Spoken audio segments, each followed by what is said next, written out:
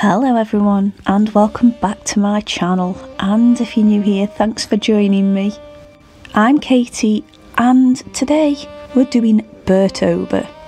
Bertober is a prompt list set by Darkest Raven Designs, and I will leave a link to her two channels in the description below. You have Darkest Raven Designs and you also have the Raven Compendium, and I would really recommend you go and check out her channel. She is amazing.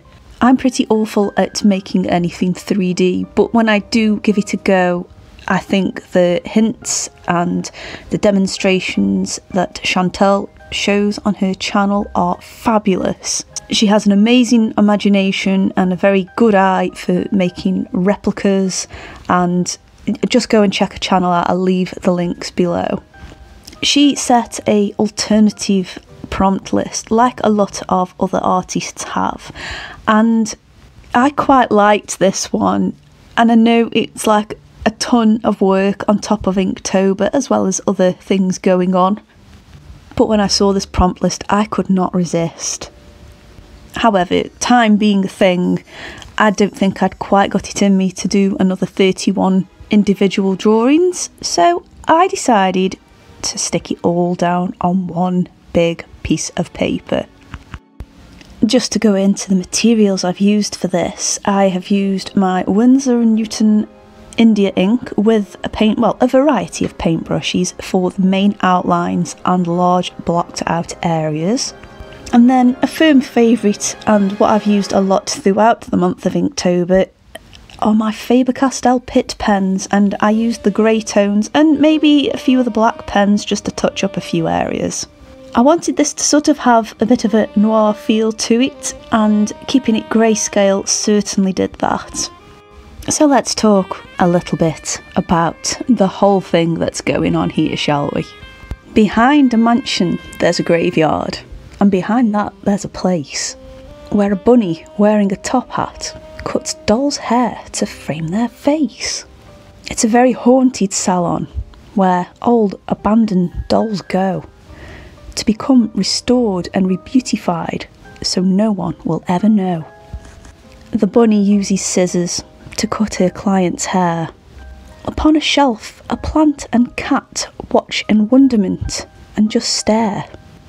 Tonight's doll has an insect theme as she wears a butterfly dress. Around her neck, a beetle pendant. No insects here are a pest. A spider's web hangs inside a tunnel next to the skull on the floor. Word has it that there's a cupboard ghost who goes boo from behind the door. Our rabbit collects all sorts of items, many that they found. A shelf with bottles of poison and playing cards strewn across the ground.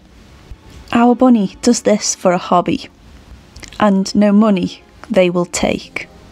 Although I did hear one day that they traded their art for a snake.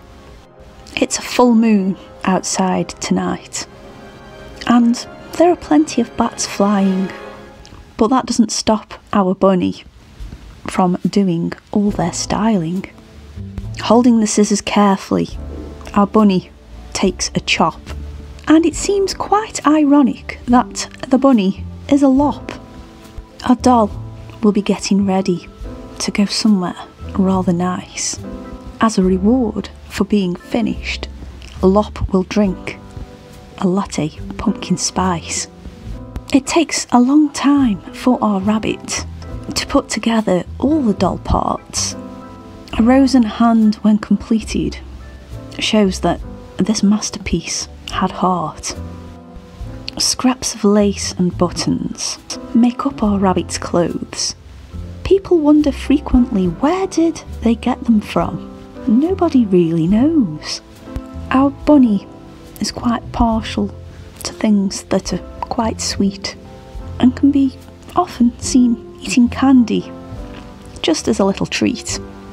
Alas, this is all people know about this haunted place where a bunny wearing a top hat cuts dolls' hair to frame their face. Okay, so poetry isn't perhaps a strong point of mine, but I actually just wanted to add a bit of a narrative while this was playing out, and I hope you've enjoyed it and it's made you smile.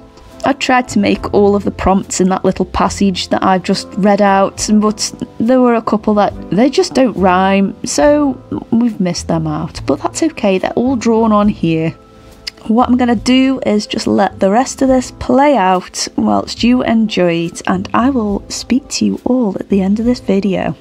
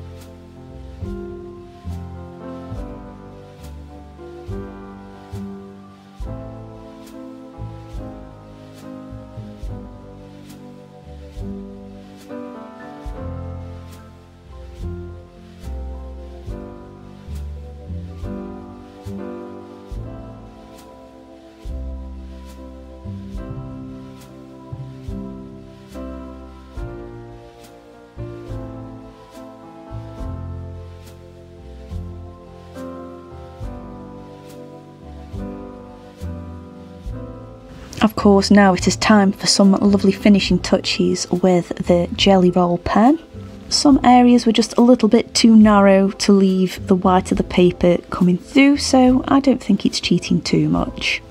I've really enjoyed combining a whole prompt list into one picture, and this is kind of making me think and question whether I should do this next year for Inktober rather than having the stress of doing it every day. It's not that I don't feel an immense sense of achievement after doing all of those pictures. However, I do find it kind of strangles my creativity in other areas. But I don't have to think about this for another 12 months, so I won't.